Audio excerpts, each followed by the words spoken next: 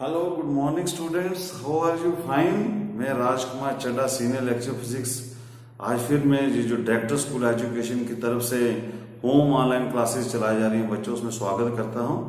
बच्चों, जैसा कि हमने डिसाइड किया था कि जब भी हम कोई लेसन स्टार्ट करेंगे तो बच्चों को एक फील ना हो कि हम क्लास में नहीं हैं। तो क्लास में आपको फील करवाने के लिए, जैसे अक्सर कोई भी टीचर जब क्लास में आता तो स्टार्टिंग में सबसे पहले आपको कोई ना कोई मॉरल स्टोरीज या कोई ऐसी पॉजिटिव बात से स्टार्ट करते हैं लेसन। जैसे हम सुबह से मॉर्निंग असेंबली में स्टार्ट करते हैं। अब यहाँ तो मॉर्निंग असेंबली हो नहीं सकती, लेकिन आप ऐसे समझिए कि मॉर्निंग असेंबली ही हमारी पहली 5 मिनट की होगी।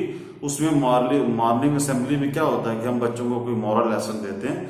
तो बच्चों, आज का जो एक छोटी सी स्टोरी से स्टार्ट करेंगे। तो ये स्टोरी इस तरीके से है कि एक बार एक गुरु होता है। वो गुरु जी अपने कुछ चेले चांटों के साथ, जैसे छोटे साधुओं के साथ, वो कहीं से गुजर रहे होते हैं। तो वो रास्ते में देखते हैं कि एक वो छोटी सी बावली, आपको पता है जैसे पानी यहाँ पर इकट्ठा होता है, जहां से गांव में लोग पानी पीते हैं, तो बावली सी होती है।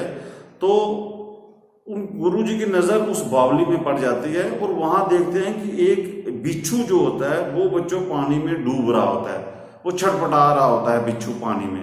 तो गुरु जी वहां पर रुक जाते हैं और वो गुरु जी क्या करते हैं कि उसको बचाने के लिए पहले एक अपना राइट हैंड जो है वो उस पानी में डालते हैं और बिच्छू जो है वो बिच्छू के नीचे रखते हैं। जैसे बिच्छू उसके ऊपर हाथ पर बैठता है, जैसे गुरु जी अपना हाथ ऊंचा करते हैं, तो जैसे बिच्छू बाहर आता है तो बिच्छू क्या करता है कि गुरु जी के हाथ पर क्या करता है, वो डंक मार देता है।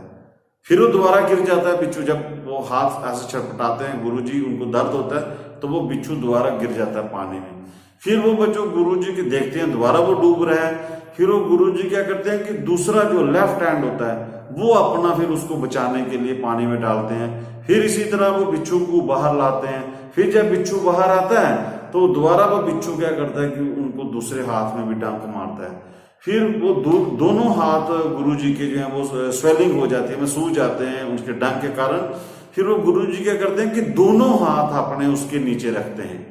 दोनों हाथ रखते हैं तो फिर वो डंक मारता रहता है। दोनों हाथों से गुरु जी उस बिच्छू को बाहर निकालकर उसकी जान बचाते हैं। तो वो जो साथ में जो शागिर्द होते हैं, जो उसके चेले जो होते हैं गुरु जी के, वो जो सारा ये देख रहे होते हैं, वो गुरु जी को पूछते हैं, गुरु जी हमें समझ नहीं आ रही कि ये जो बिच्छू था जी आपको बार बार डंक मार रहा था, तो आप फिर भी उसको बचाने की कोशिश कर रहे हैं। तो इसको मरने देना था, आपको डंक मार और आप उसको बचाई जा रहे हैं, ये कैसा, हमें कुछ समझाओ इसके बारे में। तो गुरु जी ने कहा कि देखो कि ये जो बिच्छू था, ये बिच्छू का स्वभाव क्या है? बिच्छू का स्वभाव है डंक मारना। और मेरा एज ए गुरु क्या स्वभाव है? मेरा स्वभाव है उस बंदे को बचाना। अब बिच्छू देखिए, बिच्छू अगर अपना स्वभाव चेंज नहीं कर रहा, डंक मारने वाला, तो मैं क्यों अपना स्वभाव चेंज कर दूं उसको बचाने वाला? मैं अपना स्वभाव नहीं छोड़ूंगा, क्योंकि बिच्छू देखिए वो नहीं अगर स्वभाव छोड़ रहा डंक मारने का, तो मैं बचाने वाला स्वभाव कैसे छोड़ूं? इसलिए बच्चों, इस छोटी सी मॉरल स्टोरी से मैं आपको सिर्फ यही समझाना था कि हमें अपना कैरेक्टर, चाहे जैसी मर्जी परिस्थितियां आ जाए, चाहे कुछ भी हो जाए, हमें अपना कैरेक्टर नहीं छोड़ना चाहिए। अगर हमारा अच्छा कैरेक्टर है तो अपना अच्छा कैरेक्टर बना के रखिए, कहीं फ्यूचर में आपको पक्का काम आएगा। ये विचलित नहीं होना चाहिए कि लोगों को देखकर कि वो काम नहीं कर रहा मैं भी काम नहीं करूं, वो अगर गिरदार है तो मैं भी गिरदार बन जाऊं, ऐसा कभी नहीं करना चाहिए। यही इस कहानी का मॉरल लेसन था। तो चलो बच्चों, आज हम अपना लेसन स्टार्ट करते हैं आगे, जिसका नाम है, अभी तक हमने पढ़ा है गॉस थ्योरम क्या होती है बच्चों। तो मैं आपको बता दूं कि गॉस थ्योरम जो मेरा पुराना वीडियो था उसमें हमने पढ़ा था कि पिछले गॉस थ्योरम क्या होती है, थोड़ा सा आपको बता दूं। गॉस थ्योरम कहते हैं कि अगर मेरे पास कोई क्लोज्ड सरफेस है, बच्चों ये जो मैंने आपको सिखाया था वो पीछे वाला वीडियो आप ध्यान से देखिए। ये जो क्लोज सरफेस होता है बच्चों, ये गाशियन सरफेस होता है।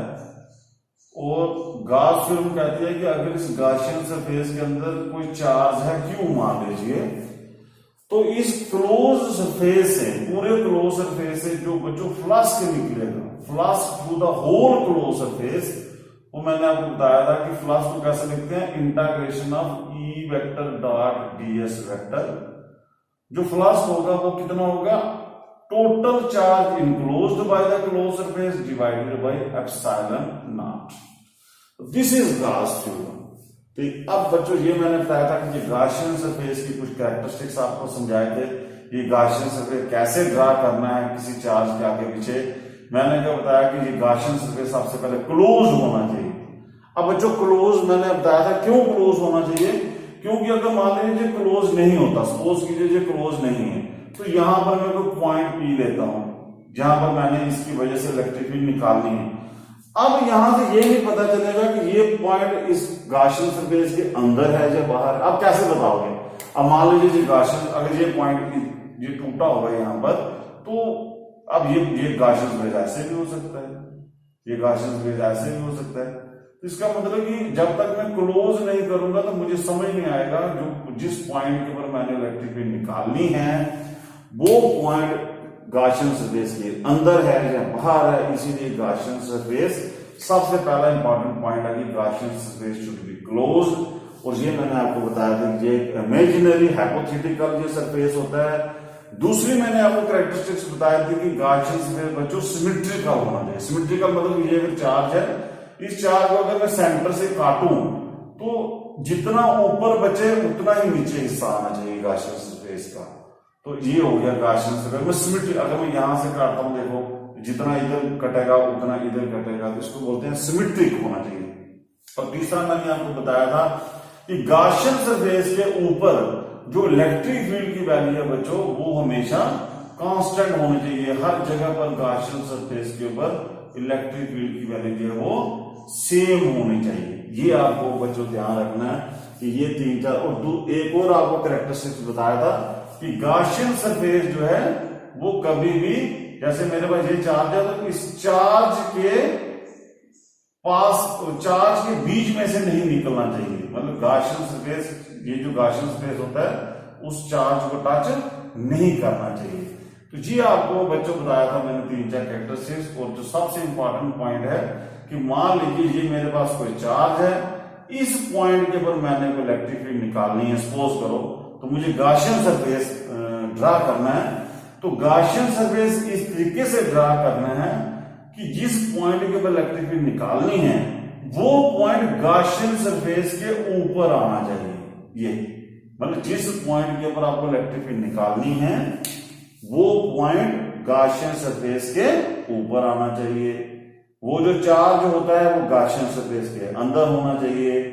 इस गॉसियन सरफेस के ऊपर इलेक्ट्रिक फील्ड की वैल्यू जो है वो कांस्टेंट होनी चाहिए। तो ये और ये गॉसियन सरफेस बच्चों सिमेट्रिक होना चाहिए। तो ये अभी तक हमने पढ़ा है बच्चों। तो अब हम इसकी करेक्ट, अब हम क्या करेंगे, हमारे पास क्वेश्चंस आएंगे, ऐसे डेरिवेशंस आएंगे, आपको ड्रा करने पड़ेंगे गॉसियन सरफेस। तो सबसे पहले हम एप्लीकेशंस कर लेते हैं कि इसकी एप्लीकेशंस क्या है। Applications of Gauss theorem.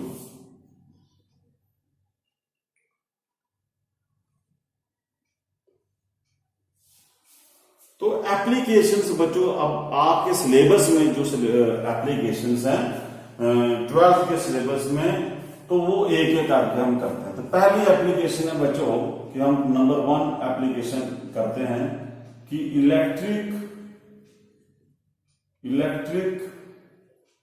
Field intensity at a point due to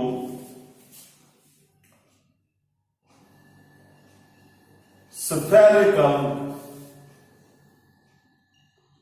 shell. Electric field intensity at a point due to spherical shell. तो ये मेरे पास एक क्वेश्चन है और मुझे गॉस थ्योरम लगानी है। तो बच्चों सबसे पहले आप स्फेरिकल शेल ड्रा कीजिए। ये होगी आपकी शेल हो गया, जैसे आपने देखा एग का शेल देखा होगा कि वो बीच में से खाली होता है, ऐसे ये शेल हो गया, हालो टाइप का शेल हो गया, हालो स्फीयर ऐसे मानिए ये शेल हो गया। अब वो बोल रहा है कि मान लीजिए इस शेल का रेडियस मैं ले लेता हूं r, इसका सेंटर मानता हूं o। अब बच्चों कि इसके ऊपर देखिए कि मान लीजिए ये चार्ज जो है वो यूनिफॉर्मली डिस्ट्रीब्यूट है q। अब ये देखिए, अब बच्चों कि मुझे वो बोलता है कि इसके ऊपर चार्ज आपका q आ गया। अब मुझे बोलता है कि इस शेल की वजह से आप इलेक्ट्रिक फील्ड निकालो किसी पॉइंट के ऊपर। तो सबसे पहले मैं क्या करता हूं, एक बच्चों पॉइंट लेता हूं, P पॉइंट लेता हूं, ये इस पॉइंट के ऊपर मैं इलेक्ट्रिक फील्ड निकालता हूं, ये मैं P पॉइंट लेता हूं। अब इस P पॉइंट का मैं यहां से इसके सेंटर से डिस्टेंस ले लेता हूं r, छोटा ये। अब बच्चों सबसे पहले आपको गॉस थ्योरम लगाने के लिए क्या आपको समझाया मैंने कि गॉस थ्योरम लगाने के लिए सबसे पहले आपको यहां पर गॉसियन सरफेस ड्रा करना पड़ेगा। और गॉसियन सरफेस कैसा होना चाहिए कि जैसे इसकी शक्ल देखिए, ये गोल है ना, तो इसको जो गॉसियन सरफेस है इसका भी जो है वो स्फीयर टाइप बनेगा, क्योंकि जैसे इसकी शेप है ये इंक्लोज होनी चाहिए और सिमेट्रिकल आना चाहिए। तो देखिए इसका गॉसियन सरफेस जो है वो यहां से आप इसको क्लोज गॉसियन सरफेस हमारा ऐसा बनेगा, ये क्लोज इसको करिए। सबसे पहले क्लोज करते हैं, तो ये देखिए अब ये वाला चार्ज है गॉसियन सरफेस के अंदर आ चुका है। तो सबसे पहले ये दो आप गॉसियन सरफेस इजीली बना सकते थे, गॉसियन सरफेस, क्योंकि स्फेरिकल चीज का गॉसियन सरफेस इजी है, तो स्फीयर टाइप बनेगा, ये आपका गॉसियन सरफेस। अब बच्चों मैंने आपको क्या बताया कि जो गॉसियन सरफेस है वो देखिए कि सिमेट्रिकल है। देखिए यहां से काटूंगा मैं, देखिए जितना ऊपर आएगा उतना नीचे आएगा। दूसरा पॉइंट आपको बताया था कि जिस पॉइंट के ऊपर इलेक्ट्रिक फील्ड निकालनी है वो पॉइंट गॉसियन सरफेस के ऊपर होना चाहिए। देखिए ये P पॉइंट है वो गॉसियन सरफेस के ऊपर आ गया, ये भी हमारा मसला हो गया। अब ये जो गॉसियन सरफेस का इस पॉइंट से लेकर यहां तक देखिए डिस्टेंस हर जगह पर सेम होगा, यहां भी r होगा, यहां भी r है, यहां भी r है। तो इसका मतलब है कि हर पॉइंट के ऊपर इलेक्ट्रिक जो इस चार्ज की वजह से इस पॉइंट के ऊपर इलेक्ट्रिक फील्ड होगी बच्चों वो यहां पर सेम होगी। चाहे यहां पर देखिए यहां पर भी वही E की वैल्यू होगी, यहां पर भी E की वैल्यू सेम आएगी, यहां पर भी E की वैल्यू सेम आएगी, यहां पर भी E की वैल्यू सेम आएगी। क्योंकि आपको पता है कि इलेक्ट्रिक फील्ड जो होती है वो किसका होती है, वो 1/4 पाई एप्सिलॉन नॉट Q/r²। तो जब Q सेम है, Q से डिस्टेंस सभी का सेम है, तो इलेक्ट्रिक फील्ड की वैल्यू भी सेम आएगी। तो ये हमारी समझो कि हमारा जो गॉसियन सरफेस है वो बिल्कुल सही बन गया है। अब बच्चों हमें लगाना है यहां पर क्या, गॉस लॉ। गॉस लॉ क्या कहता है, गॉस लॉ कहता है कि किसी भी गॉसियन सरफेस से जो टोटल फ्लक्स होगा वो कितना होगा जितना उसके अंदर चार्ज है। तो बच्चों सबसे पहले मैं मान लीजिए ये जो आपका यहां पर छोटा सा एरिया ले लेता हूं, तो इसमें से इसका एरिया वेक्टर आ गया, ये इलेक्ट्रिक फील्ड की डायरेक्शन ये आ गई, और इन दोनों में एंगल कितना बन गया, एरिया वेक्टर और इलेक्ट्रिक फील्ड में 0 डिग्री। अब बच्चों कि गॉस थ्योरम क्या कहते हैं, देखिए अकॉर्डिंग टू गॉस थ्योरम जो टोटल फ्लक्स होगा, जो किसी भी सरफेस से फ्लक्स निकलेगा बच्चों वो कितना होगा, टोटल फ्लक्स जो होगा उसको हम लिखते हैं इंटीग्रेशन ऑफ किसके बराबर, E vector dot ds vector, वो कितना होगा, उसके अंदर चार्ज कितना है, अंदर चार्ज कितना है डिवाइडेड बाय एप्सिलॉन नॉट। ये हो गया बच्चों फ्लक्स का आपका गॉस थ्योरम के अकॉर्डिंग। अब बच्चों हम इसको खोल लेते हैं, इसकी इंटीग्रेशन जी देखिए आप, ये आएगा आपका इंटीग्रेशन E ds। इन दोनों के बीच में बच्चों कितना एंगल है, E और ds दोनों पैरेलल हैं, तो एंगल बन गया 0। तो इसको लिखो cos 0 degree is equal to Q by epsilon naught. इस दर में से E cos 0 की वैल्यू 1 होती है, तो अंदर बच जाएगा बच्चों integration of ds is equal to Q by epsilon naught. अब बच्चों इंटीग्रेशन ऑफ ds का क्या मतलब है, ds इंटीग्रेशन का मतलब हो गया पूरा इसका सरफेस एरिया, इसका शेल का पूरा सरफेस एरिया, पूरा सरफेस एरिया। क्योंकि ds है छोटा एरिया, पूरा ऐड करोगे इंडक्शन में, सारे एरिया ऐड करोगे तो टोटल सरफेस एरिया बच्चों इस गॉसियन सरफेस का टोटल सरफेस एरिया कितना आएगा 4 पाई r स्क्वायर। इसका छोटा r लेना क्योंकि शेल का जो है radius capital R।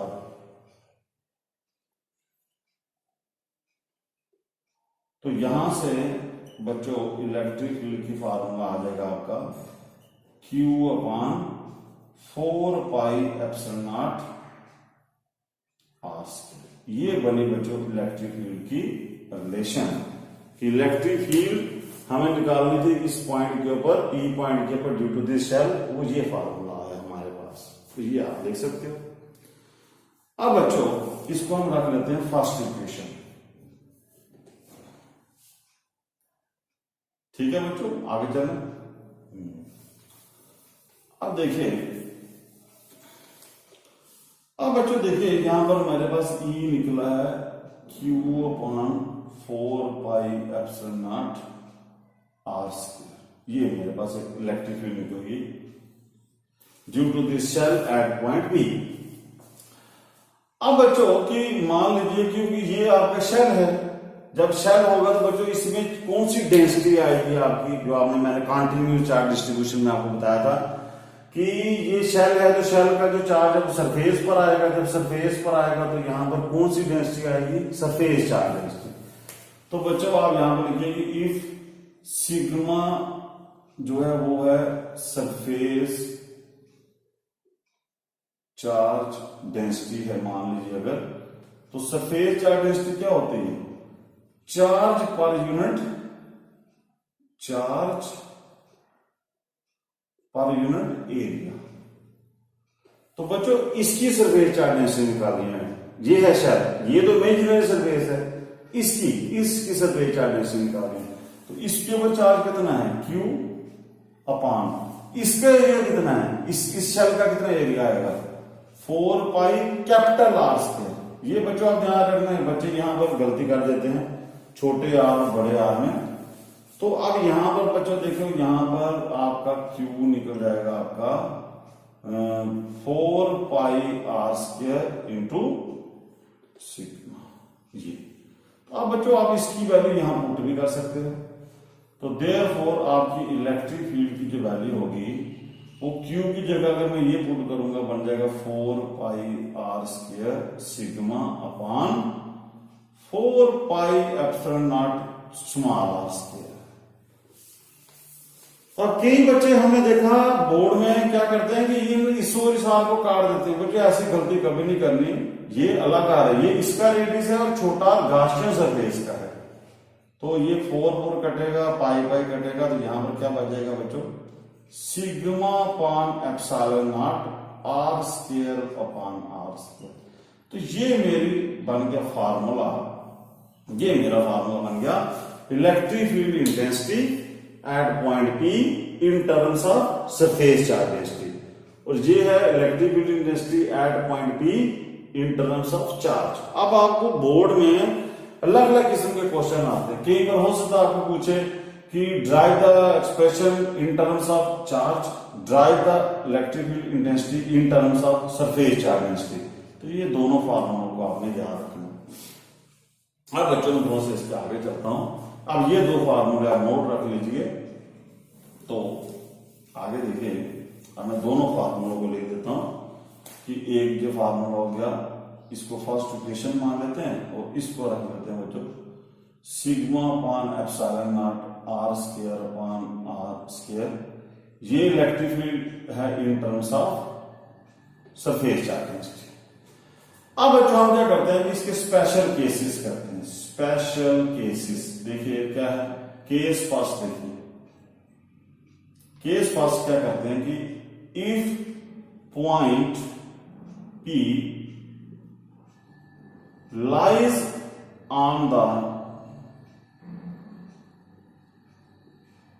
surface of the shell। अब बच्चों देखो, अगर ये जो P पॉइंट है ये शेल के ऊपर आ जाए, मतलब ये P पॉइंट अगर यहां पर होता फिर क्या होता, फिर ये छोटा r और बड़ा r आपस में बराबर हो जाते, फिर आपका देन आपने लिखना कि स्मॉल आर बराबर हो जाएगा कैपिटल आर के। तो बच्चों फिर देखिए अगर आपको पूछता है कि derive the expression for electric field intensity on the surface of this shell, तो फिर बच्चों आपका देखिए दोनों फार्मूला, पहला क्या बन जाएगा, पहला बन जाएगा Q/4πε0, इस छोटे आर की जगह आप कैपिटल आर लिख लीजिए ये, और इसका देखिए इसमें देखिए ये आएगा σ/ε0, ये जब दोनों बराबर हो जाएंगे तो ये दोनों कट जाएंगे, तो इसकी ये आएगी। तो अब आपको याद आया कि कई बार अलग अलग क्वेश्चन आते हैं कि derive the expression for electric field intensity on the surface of shell, तो ये है। कई बार न्यूमेरिकल आते हैं, ऑब्जेक्टिव टाइप आते हैं। ऑब्जेक्टिव टाइप में आप कितने फार्मूले याद रखोगे, इसलिए फार्मूला एक ही रखना होता है, कंसेप्ट आपके पास होना चाहिए।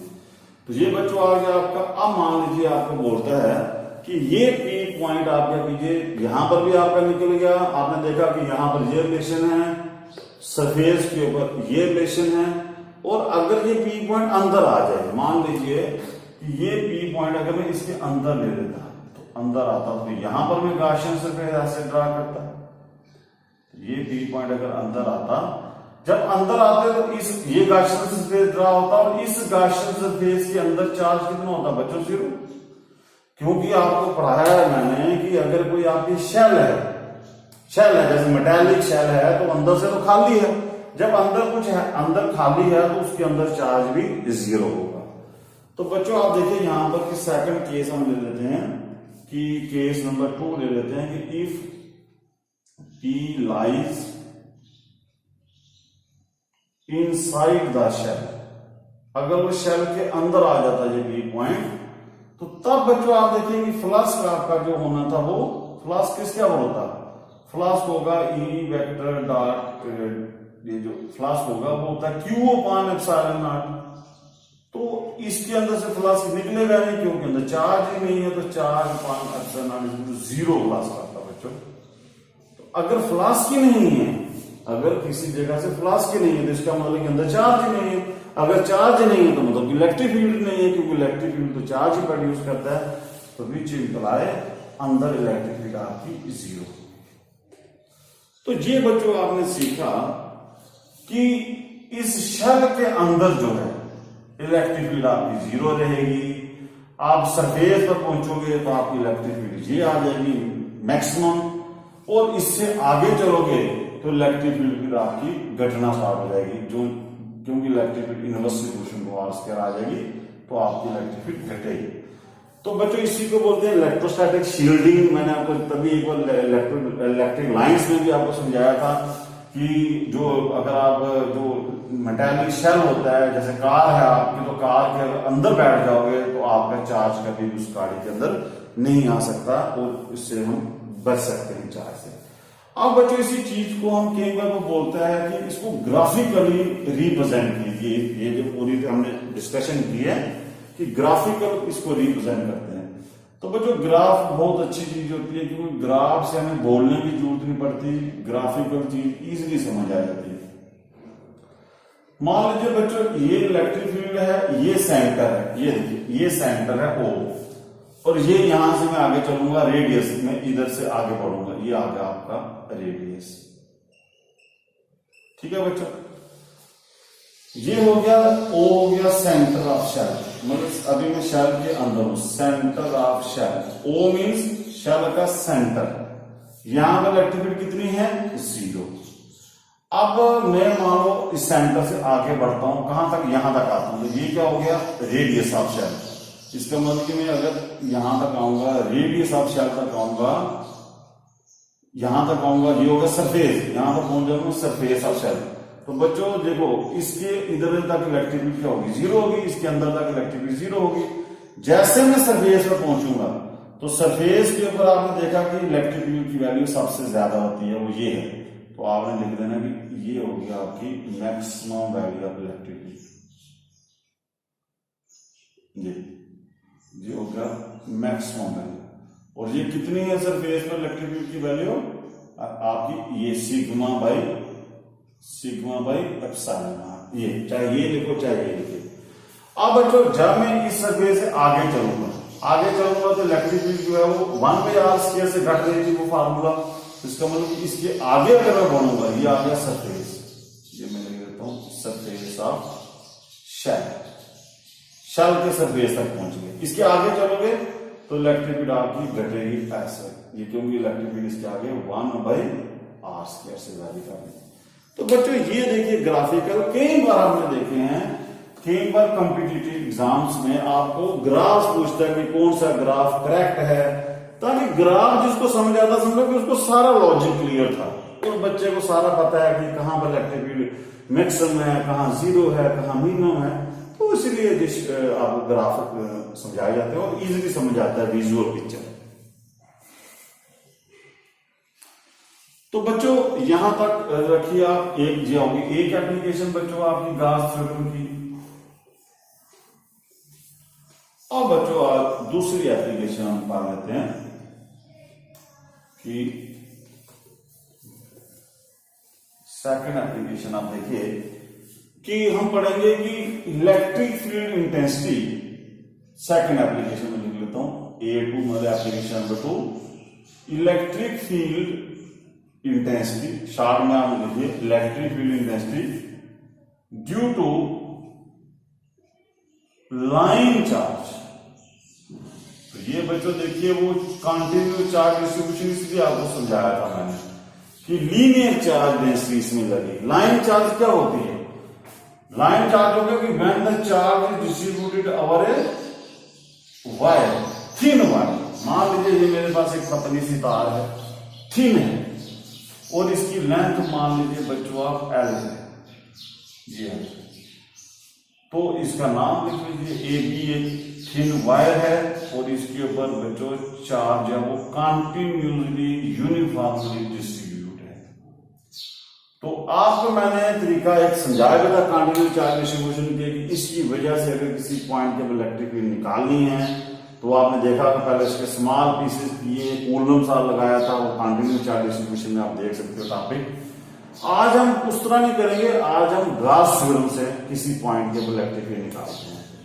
तो बच्चों यहां पर जो डेंसिटी आएगी वो कौन सी आएगी? सबसे पहले आप बताइए इसमें जो डेंसिटी आएगी वो कौन सी लगेगी? यहां पर लगेगी लीनियर चार्ज डेंसिटी, क्योंकि जब ये चार्ज यूनिफॉर्मली डिस्ट्रीब्यूट होता है तब डेंसिटी का लॉजिक आता है, वो होती है lambda is equal to charge per unit length. यहां बच्चों यहां पर जो चार्ज आएगा वो होगा लैम्डा इंटू L। ये इसका मतलब है कि अगर यहां पर कोई चार्ज है Q, तो ये बच्चों दोनों तरफ डिस्ट्रीब्यूट कर लो आप, चार्ज यूनिफॉर्मली डिस्ट्रीब्यूट है पूरी सरफेस के वजह। वायर जो होती है बच्चों, कभी भी आपकी वायर होगी ना, वायर की शेप कैसी होगी? जैसे मार्कर दिख रहा है ना, तो वायर हमेशा सिलेंडर की शेप में ही होगी। ये देखिए ये इसका इधर कर्व्ड सरफेस होगा वायर का, कोई भी आप वायर देखे पकड़कर, तो दो यहां पर देखिए ये और ये हिस्सा प्लेन होगा और ये होगा आपका कर्व्ड सरफेस। तो हमेशा वायर का जो है वायर एक सिलेंडर का शेप होती है। तो इसका मतलब है कि सबसे पहले मुझे गॉसियन सरफेस ड्रा करना है। तो अब मुझे गॉसियन सरफेस कैसा ड्रा करना है कि जो सिमेट्रिक हो और उसकी शेप इससे मिलती जुलती हो, जैसे चार्ज डिस्ट्रीब्यूशन है। अब चार्ज डिस्ट्रीब्यूशन आपका सिलेंड्रिकल शेप में है, तो इसका मतलब है बच्चों कि इसका जो गॉसियन सरफेस बनेगा वो सिलेंडर ही बनेगा। तो ये एक इस तरफ इसका प्लेन सरफेस आ गया, एक इस तरफ इसका प्लेन सरफेस है। सबसे पहले गॉसियन सरफेस ड्रा करना है और ये बन गया इसका कर्व्ड सरफेस है, ये बन गया गॉसियन सरफेस। तो आप बच्चों चेक करें कि क्या ये सही बना है। बिल्कुल देखिए आप यहां से इसको काटोगे, जितना ऊपर है उतना नीचे है, मैं यहां से काटूंगा उतना इधर आएगा उतना इधर आएगा, तो बन गया ये आपका सिमेट्रिक हो गया। और गॉसियन सरफेस देखिए यहां पर, और गॉसियन सरफेस। अब मान लीजिए मेरे पास ये जो पॉइंट P है, इस पॉइंट ये पर मैं इलेक्ट्रिक फील्ड निकालना चाहता हूं, तो बच्चों इस मान लो इस वायर का चार्ज कितना था Q है, तो यहां से बच्चों जो डिस्टेंस आएगा वो मान लीजिए R है। अब ये डिस्टेंस बच्चों जितना ऊपर है उतना ही आपने नीचे लेना है, क्योंकि डिस्टेंस तो सेम ही रहेगा। आपने सिमेट्रिकल सिलेंडर ड्रा करना है। अब बच्चों यहां पर देखिए कि दो, एक ये और ये बन गया प्लेन सरफेस, जैसे ये पेन का ये और ये प्लेन सरफेस, और ये बन गया आपका कर्व सरफेस, ये वाला। अब बच्चों यहां पर इलेक्ट्रिक फील्ड आएगी ये E वेक्टर, तो यहां पर अगर मैं छोटा सा एरिया ले लेता हूं तो इसका भी आएगा डायरेक्शन ये। अब बच्चों अगर मैं यहां पर लेता हूं, यहां पर नीचे लेता हूं, तो यहां पर देखिए इलेक्ट्रिक फील्ड नीचे आती है, ये भी इलेक्ट्रिक फील्ड इधर आती है और इसका एरिया भी इधर आता है। तो मतलब मैं कर्व सरफेस के ऊपर कहीं भी इलेक्ट्रिक फील्ड ड्रा करूंगा तो इलेक्ट्रिक फील्ड की वैल्यू और ई और डीएस के बीच में एंगल बच्चों हमेशा सेम रहना चाहिए। देखो यहां भी जीरो आएगा, यहां भी जीरो आएगा। इसका मतलब हुआ कि कर्व सरफेस के ऊपर इलेक्ट्रिक फील्ड और एरिया वेक्टर की डायरेक्शन सेम होगी, एंगल जीरो होगा। इसका मतलब है कि फ्लक्स वहां से निकलेगा, क्योंकि फ्लक्स का फॉर्मूला क्या होता है, ई डी एस कॉस थीटा। अगर थीटा की वैल्यू जीरो हो तो फ्लक्स पॉजिटिव होगा। और बच्चों ये जो प्लेन सरफेस है इसका एरिया वेक्टर ड्रा करो, जैसे ये प्लेन सरफेस है, इसका बच्चों एरिया वेक्टर किधर आएगा, इधर। इसका एरिया वेक्टर किधर आएगा, इधर। ये जो एरिया वेक्टर कैसे ड्रा करते हैं, फर्स्ट वीडियो इसका जो गाउस फिल्म का डिटेल में बनाया था, समझिए। हमेशा परपेंडिकुलर ड्रा करना बाहर की तरफ। अब इस पॉइंट के ऊपर भी इलेक्ट्रिक फील्ड, क्योंकि पॉजिटिव चार्ज है तो इलेक्ट्रिक फील्ड तो हमेशा बाहर की तरफ निकलेगी परपेंडिकुलर। यहां पर भी बाहर निकलेगी, यहां पर भी बाहर निकलेगी। तो इलेक्ट्रिक फील्ड देखिए, इलेक्ट्रिक फील्ड यहां नीचे देखोगे इधर आएगी इलेक्ट्रिक फील्ड, ये देखिए, क्योंकि इलेक्ट्रिक फील्ड हमेशा चार्ज सरफेस के परपेंडिकुलर होती है। बच्चों प्लेन सरफेस में आप देखोगे तो यहां पर आप देखिए थीटा आपका बन जाएगा 90 डिग्री, और यहां पर देखोगे तो थीटा आपका बन जाएगा 90 डिग्री। और आपको पता है कि जब इलेक्ट्रिक फील्ड और एरिया वेक्टर में एंगल 90 डिग्री हो तो फ्लक्स का कितना होता है, फ्लक्स को बच्चों यहां से भी जीरो होगा, यहां से भी जीरो होगा, और सिर्फ फ्लक्स निकलेगा कर्व्ड सरफेस से।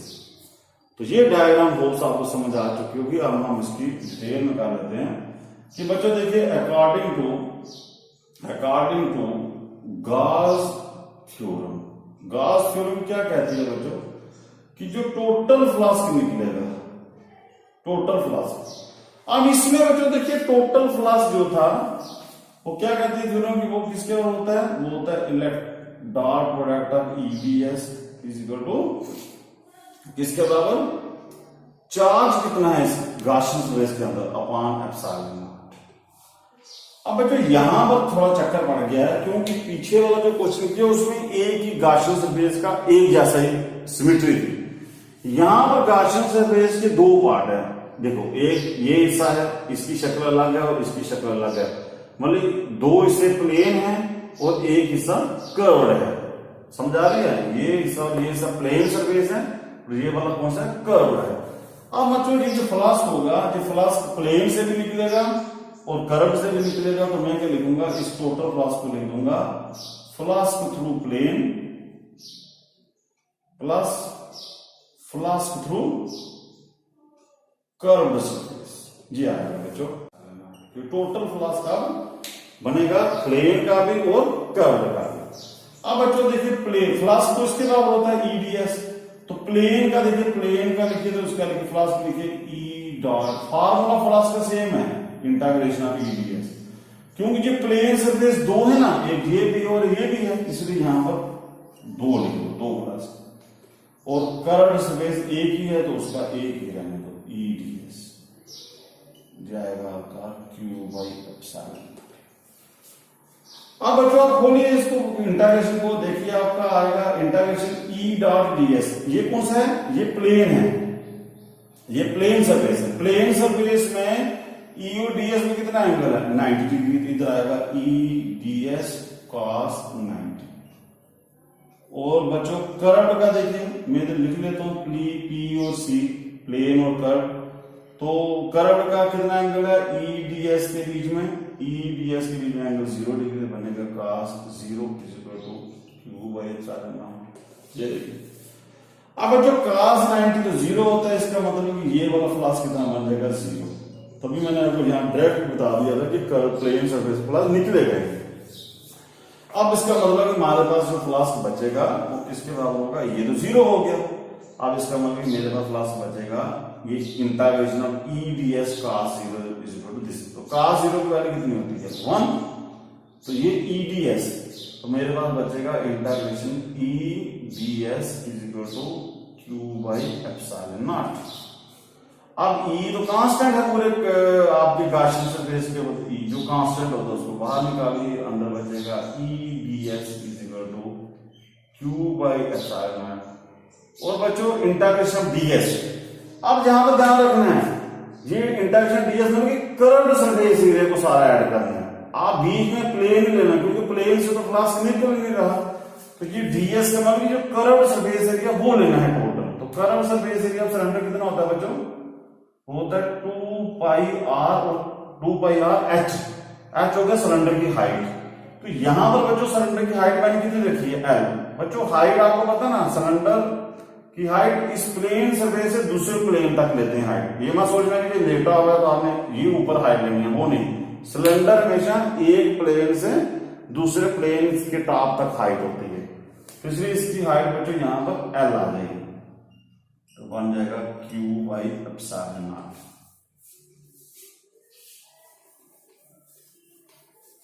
हाँ बच्चों, इसको इस रिलेशन को यहां लिखिए कि E इज इक्वल टू बन जाएगा 2 pi r l is equal to q upon epsilon not.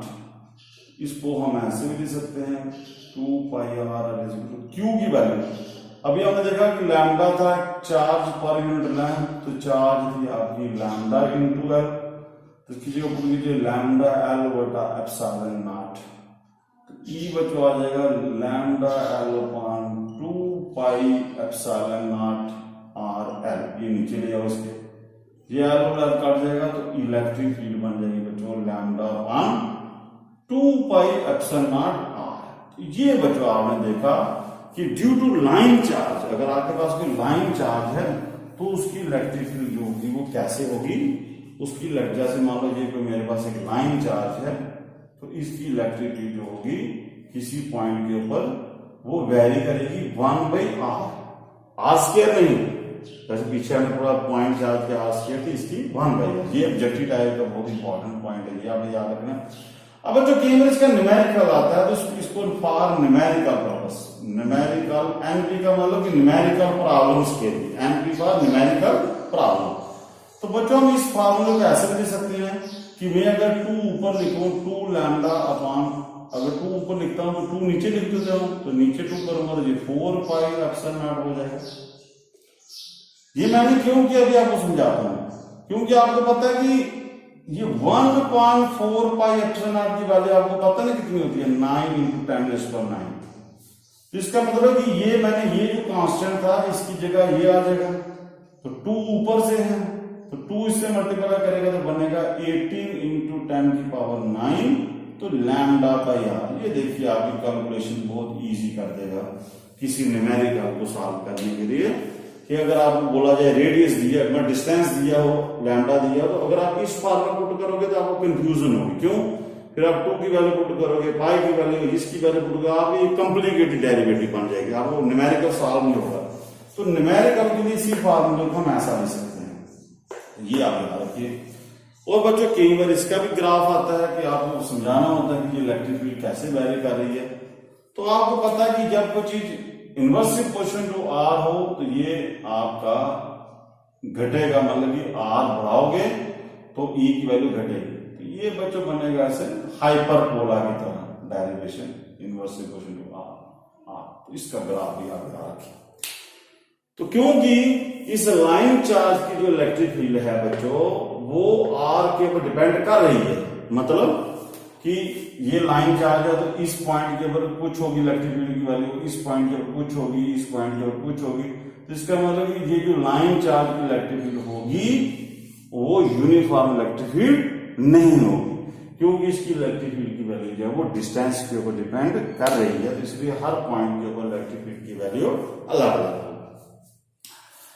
तो अब बच्चों एक और एप्लीकेशन इसकी देख लेते हैं कि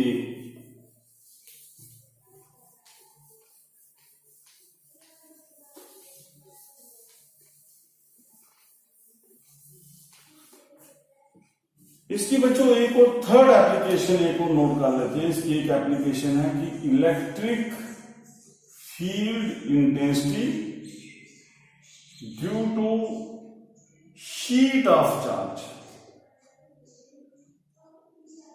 मतलब कि आपके पास एक शीट है, इन्फिनाइट शीट है, मतलब शीट है पर जैसे ये ब्लैक बोर्ड की आपको चादर दिख रही है ना, जैसे ये ब्लैक बोर्ड है, समझ लो ये शीट है, ये पतली शीट है और ये इन्फिनाइट तक फैली है। मतलब इन्फिनाइट का मतलब कि यहां से भी कोई पता नहीं नीचे कितनी दूर जा रही है और ऊपर से भी कोई पता नहीं किधर है, इधर से कितनी आगे है, इधर से कितनी आगे है, किसी को कोई पता नहीं। इसको बोलते हैं इन्फिनाइट शीट। तो मैं इसकी पिक्चर बना लेता हूं सबसे पहले कि मान लीजिए ये मेरे पास, पहले मैं शीट बनाता हूं, ये शीट है, ये शीट है, ये शीट है। अगर मैं इसको इन्फिनाइट करना चाहूं तो बच्चों इसको काट कर आप यहां से थोड़ा सा इस तरीके की डिजाइनिंग कर दो, तो ताकि प्रैक्टिकली इसको समझ आता है इस बंदे को कि ये शीट ना यहां से बढ़ रही है और यहां से भी बढ़ रही है, ये अभी खत्म नहीं हुई है। मतलब इन्फिनाइट रहिए, आप बढ़ाते बढ़ाते बढ़ाते इन्फिनिटी तक जाएगी, यहां से बढ़ाते बढ़ाते बढ़ाते कहीं इन्फिनिटी तक जाएगी, मतलब इसका कोई एंड नहीं है। ये हो गया इन्फिनाइट शीट। तो बच्चों जब शीट होगी, आपको बताओ मुझे, शीट है अगर आपकी मेटल की शीट है तो शीट के ऊपर मान लीजिए जो चार्ज आपका वो ये प्लस क्यू चार्ज आपका यूनिफॉर्मली डिस्ट्रीब्यूट है, ये देखिए ये चार्ज आपका डिस्ट्रीब्यूट है यूनिफॉर्मली।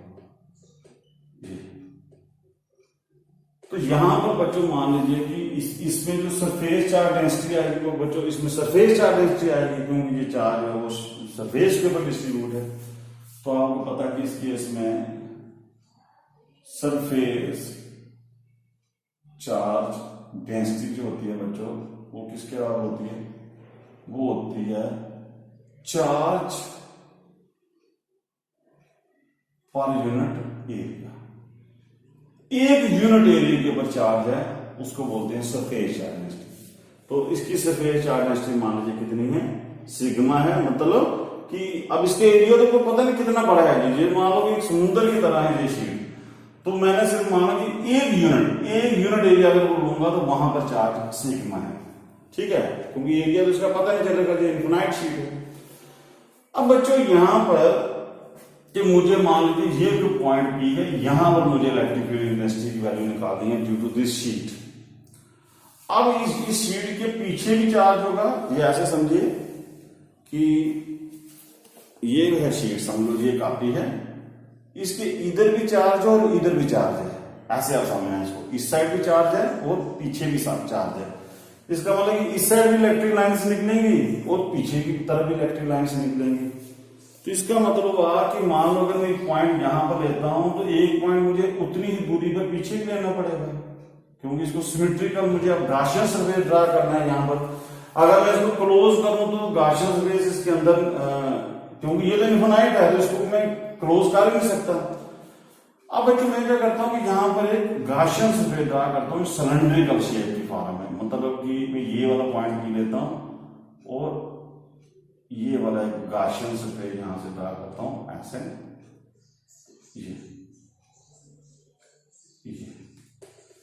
तो इसका यहां से ये, अब ये वाला ऐसे समझिए कि जैसे आपके पास ये एक गाशियन सरफेस है, ये वाला।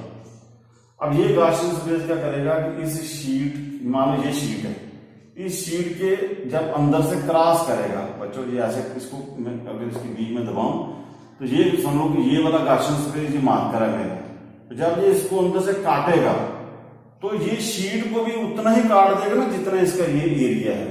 तो जितना इसका ये एरिया होता है उतना ही ये शीट को भी ऐसे काटेगा ऐसे, फिर वो यहां से बाहर निकलेगा काटता हुआ। ये गाशियन सरफेस यहां से दोनों साइड बना देना हमें, और आप इसको मानिए ये दूसरी साइड है, क्योंकि इस तरफ इलेक्ट्रिक फील्ड होगी इस तरफ। अब मान लो ये एरिया जो है गाशियन सरफेस का, ये मान लीजिए ऐसे एरिया है, ठीक है, इसका अब इसका एरिया ये जो कटेगा शीट का एरिया ये भी ऐसे ही होगा और इसका भी एरिया जो है ऐसे होगा, ठीक है। अब बच्चों ये पॉजिटिव चार्ज है तो इसकी इलेक्ट्रिक फील्ड कहां जाएगी, बाहर की तरफ, क्योंकि शीट ऐसे रखी हुई है मैंने, तो इस तरफ निकलेगी, तो यहां पर इलेक्ट्रिक फील्ड निकल जाएगी ये ई, यहां पर इलेक्ट्रिक फील्ड निकलेगी ये ई, और इसका डिस्टेंस बच्चों यहां से कितना लिया मैंने आर, और यहां से यहां तक भी डिस्टेंस आपने कितना लिया आर। हाँ बच्चों, इस गॉसियन सरफेस के अंदर चार्ज कितना आएगा?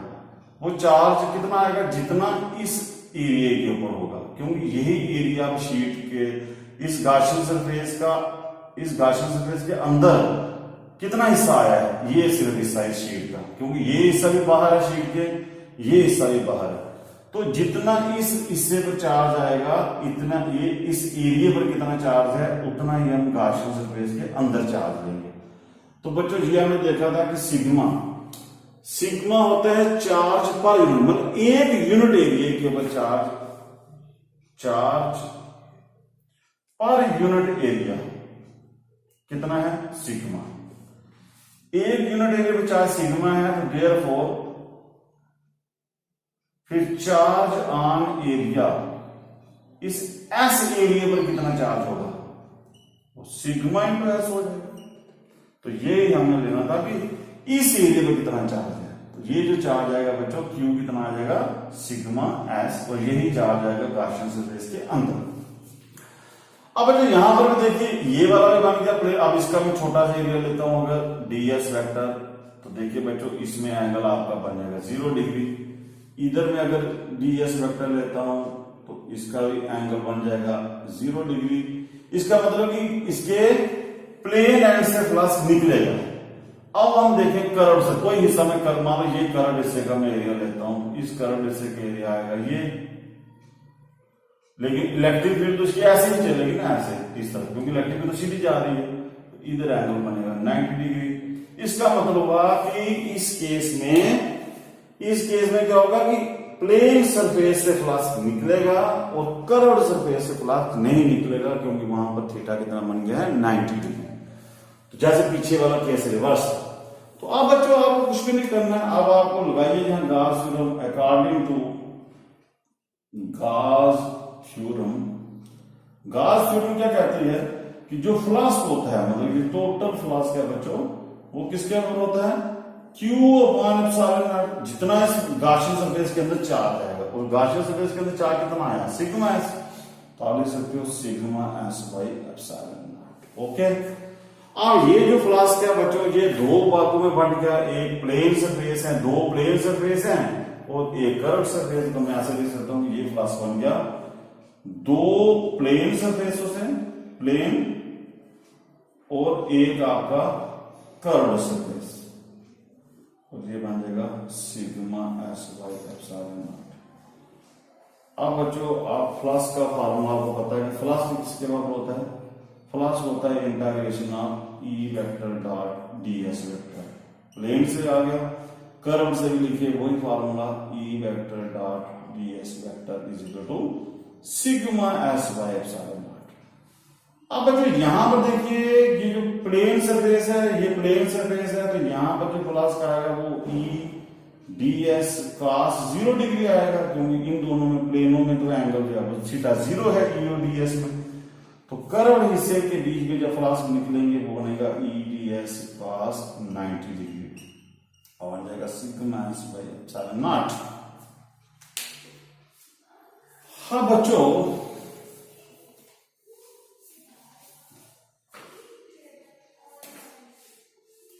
इसका देखिए ये बन जाएगा, इसको इसके आगे चलता हूं मैं, 2e बाहर ले लीजिए और अंदर बचेगा इंटीग्रेशन ऑफ ds। ये तो बच्चों cos 90 0 हो गया, इसका मतलब 0 हो जाएगा, इसको भूल जाओ, sigma s by epsilon naught. अब बच्चों देखिए ये 2e, अब यहां पर देखिए ये इंटीग्रेशन ds है, ये ds कौन सा है, ये प्लेन सरफेस का पूरा टोटल एरिया, ये जो देखिए इसका टोटल एरिया कितना है s, छोटा एरिया कितना ds। अगर मैं ds की इंटीग्रेशन करूंगा तो ये पूरा एरिया आएगा ना, तो पूरा एरिया कितना है s, इसका मतलब यहां पर आ जाएगा s, sigma s by epsilon, ये s और s कर जाएगा, तो यहां बन जाएगा E इज इक्वल टू बच्चों sigma upon 2 epsilon not. Most important relation कि due to sheet of charge, अगर मेरे पास एक शीट ऑफ चार्ज है उसकी इलेक्ट्रिक फील्ड बच्चों आपको समझ आई कितनी है। और ये रिलेशन देखो बच्चों बाकी रिलेशनों से हट के है, जैसे मान लो ये मेरे पास एक शीट है, अब इसकी इंपॉर्टेंस समझे, इसका क्या फायदा हुआ। ये मेरे पास एक शीट है, अब मुझे कोई पूछता है कि शीट की इलेक्ट्रिक फील्ड निकालिए, इस पॉइंट पर बताओ, इस पॉइंट पर बताओ, इस पॉइंट पर बताओ, कहां पर शीट की इलेक्ट्रिक फील्ड ज्यादा होगी। बच्चों लगाओ दिमाग, इस फार्मूले को देखकर आप क्या समझते हो कि इस शीट की इलेक्ट्रिक फील्ड यहां पर ज्यादा होगी, यहां पर ज्यादा होगी, यहां पर ज्यादा होगी, कहां पर ज्यादा होगी। अगर बच्चों आपको समझ आया तो वेल गुड, नहीं आया समझ तो मैं आपको फिर आपके साथ हूं मैं।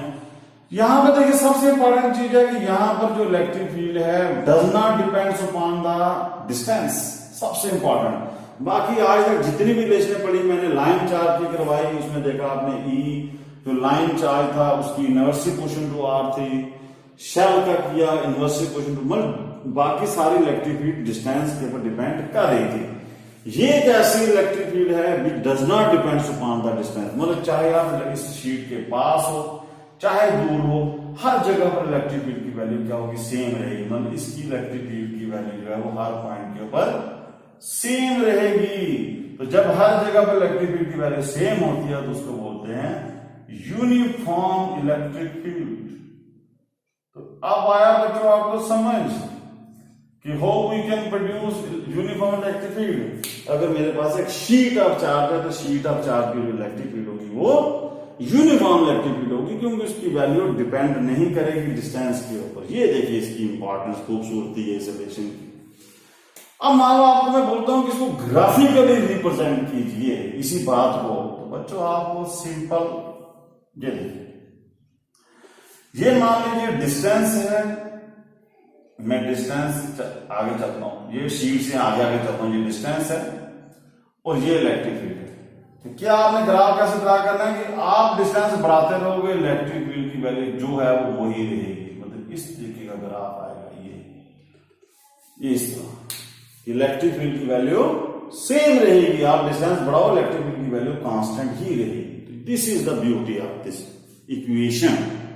तो होप्स आपको बच्चों समझ आया होगा ये किस तरीके के कंपटीशन के क्वेश्चन आते हैं और किस तरीके की डेरिवेशन आपको करनी है, वो क्वेश्चन तैयार कैसे करना है इसको समझ के करना होता है। इसको मतलब या क्रैमिंग करके नहीं करोगे, क्रैमिंग करके करोगे तो फिर वही जैसे दुनिया डिग्री लेकर बैठ गई, आप भी बैठ जाओगे। डिग्री लेकर बैठने का शौक है तो फिर वो बच्चे कोसते हैं गवर्नमेंट को, भाई हमें जॉब नहीं मिलती, क्योंकि जब आपको आएगा कुछ नहीं तो कैसे जॉब मिलेगी, कुछ आना भी तो चाहिए। तो आजकल जमाना नंबर का नहीं कंपटीशन का है बच्चों, तो कंसेप्ट की तरफ दौड़िए, कंसेप्ट बनाइए, अप्लाई कैसे कर, जो चीज पढ़ रहे हो फिजिक्स केमिस्ट्री बायो कुछ भी पढ़ रहे हो उसको अप्लाई करना सीखिए कि how to apply in day to day life, तब आप सक्सेसफुल हो। अगर डेरिवेशन रट के चल पड़े तो वो तो दुनिया रट रही है, उसमें आप भी एक शामिल हो जाएंगे, उसमें कौन सी कोई नई बात है। तो क्रैमिंग से हटना है तो कंसेप्ट की तरफ जाना है। तो अब बच्चों देखिए कि मान लो कि आपको यहां पर बोलता है कि दो आपके पास शीटें, मान लीजिए ये एक शीट है, अब मैं इसका एक ही हिस्सा बनाऊंगा, ये शीट है, ये दूसरी शीट है बच्चों, इसके ऊपर पहले मैंने पॉजिटिव चार्ज लिया, मान लीजिए इसके ऊपर मैं नेगेटिव चार्ज लेता हूं ये। तो मुझे बोला जाता है कि इधर कितनी टोटल इलेक्ट्रिक फील्ड होगी, इसके ऊपर इस पॉइंट के ऊपर टोटल इलेक्ट्रिक फील्ड निकालिए, या एक पॉइंट में बाहर ले लेता हूं बी पॉइंट और एक पॉइंट में यहां ले लेता हूं सी पॉइंट। तो इन जगह पर मुझे इलेक्ट्रिक फील्ड निकालना आती है। अब देखिए इसकी एप्लीकेशन पर, अब बच्चा डेरिवेशन लड़के बैठा हुआ उसको इस तरह के क्वेश्चन आएंगे, वो फिर कंफ्यूज होगा। बच्चों करना कुछ भी नहीं है, आपको पता है कि एक शीट की इलेक्ट्रिक फील्ड चाहे यहां पर निकालू, यहां पर निकालू, यहां पर, इसकी इलेक्ट्रिक फील्ड कितनी रहेगी, एक शीट की इलेक्ट्रिक फील्ड कितनी है, सिग्मा अपान 2 एप्सिलॉन नॉट, यही है ना रिलेशन। चलो आप देखो, मान लो इस पॉइंट पर देखना है, हमें सिर्फ डायरेक्शन नोट करनी है। मान लो ये आप डायरेक्शन कैसे देखनी है, ये पॉजिटिव, ये वाले पॉजिटिव फील्ड है, तो पॉजिटिव चार्ज की इलेक्ट्रिक फील्ड कहां होती है, बाहर की तरफ, मतलब यहां पर इसकी इलेक्ट्रिक फील्ड आएगी इस तरफ, बाहर की तरफ। फार्मूला यही रहेगा, क्यों, क्योंकि इलेक्ट्रिक फील्ड की वैल्यू हर जगह पर सेम होती है, जैसे मैंने आपको पढ़ाया ड्यू टू शीट चार्ज। अब बच्चों ये नेट, अब इसी की पहले बात करते हैं। इसकी इलेक्ट्रिक फील्ड यहां पर इस तरफ, इस पॉइंट के ऊपर इसकी इलेक्ट्रिक फील्ड कहां होगी, बाहर, क्योंकि ये बाहर की तरफ, और इस पॉइंट के ऊपर इस शीट की इलेक्ट्रिक फील्ड कितनी होगी, बाहर की तरफ। ये याद आप पहले आप समझिए, और वैल्यू सेम, जितनी यहां पर उतनी यहां पर। क्यों? क्योंकि अभी आपने पढ़ा कि electric field due to sheet does not depends on the distance. और आप इसी पॉइंट के पे देखते हैं, इसकी वजह से इलेक्ट्रिक फील्ड, इसकी इलेक्ट्रिक फील्ड इस पॉइंट पर कहां होगी, अंदर की तरफ, इधर, क्योंकि नेगेटिव चार्ज इलेक्ट्रिक फील्ड अंदर होती है, होगी दोनों बराबर, चाहे नेगेटिव हो चाहे पॉजिटिव हो। इधर नेट इलेक्ट्रिक फील्ड कितनी आ गई, इस तरफ पॉजिटिव चार्ज की इलेक्ट्रिक फील्ड बाहर थी, नेगेटिव चार्ज की इलेक्ट्रिक फील्ड अंदर आई, तो नेट इलेक्ट्रिक फील्ड कितनी हो, 0। अब इधर देखें, इधर पॉजिटिव चार्ज की इलेक्ट्रिक फील्ड इधर जा रही है, नेगेटिव चार्ज की इलेक्ट्रिक फील्ड भी इधर जाएगी। इधर बच्चों नेट जो इलेक्ट्रिक फील्ड होगी वो आ जाएगी E प्लस ई 2E, और इसको E कितनी है, ये, इसको मल्टीप्लाई कीजिए 2 sigma by 2 epsilon naught is equal to, ये कट जाएगा सिग्मा बाई एप्सिलॉन नॉट। ये बच्चों आप समझिएगा, इस तरीके के क्वेश्चंस आपको एग्जाम में आते हैं। ओके बच्चों, तो आज हम यही खत्म करते हैं। होप्स आपको अच्छा लगा होगा, अच्छा लगा बुरा लगा जो भी है आप बता सकते हो, फोन भी कर सकते हो। तो बच्चों आज हम यहीं पर आप ये लेसन आप खत्म करते हैं, और एक क्वेश्चन के साथ और नेक्स्ट में बताएंगे कि अभी हमने पढ़ा कि गॉस थ्योरम कहते हैं कि फ्लक्स जो है वो Q बाई एप्सिलॉन नॉट के बराबर होता है। तो क्या अगर कूलम्स लॉ जो है बच्चों, अगर कूलम्स लॉ, मान लीजिए कूलम्स लॉ की इलेक्ट्रिक फील्ड जो हम निकालते हैं वो निकलती है Q1/4 by Q by r square. Coulomb's law अगर 1 बाई आर स्क्वायर के बराबर होता है तब गॉस लॉ का फार्मूला ये आता है। अब मान लीजिए कि अगर Coulomb's law inverse square law नहीं अप्लाई करता, मान लीजिए कूलम्स लॉ का फार्मूले में Q बाई आर क्यूब आता, Q बाई आर 4 आता, क्या फिर भी गॉस लॉ का जो फार्मूला वो यही रहता, Q बाई एप्सिलॉन नॉट, या जो फ्लक्स होगा वो डिस्टेंस के ऊपर डिपेंड करेगा? तो क्वेश्चन आपको समझ आ गया होगा कि कूलम्स लॉ अगर इनवर्स स्क्वायर लॉ को ओबे नहीं करता तो क्या गॉस थ्योरम का फार्मूला यही होता या कुछ और होता? तो वो नेक्स्ट वीडियो में बताएंगे। टिल देन बच्चों, जय हिंद, जय भारत।